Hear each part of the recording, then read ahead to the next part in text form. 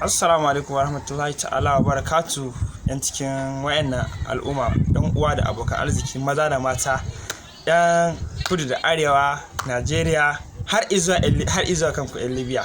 dubban maso ina ya ba ku hakuri na kasancewa rashin bidiyo mu da ba ku samu akan lokaci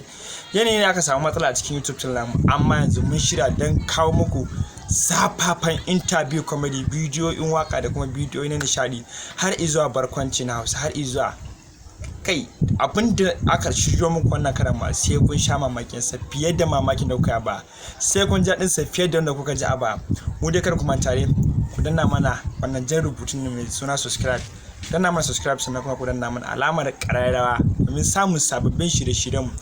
ku tabbata idan bidiyon nan kuna mana like kuna mana comment akan duk abin da muka yi kuskuren da muka yi gafarta mana mu dai ni ne naku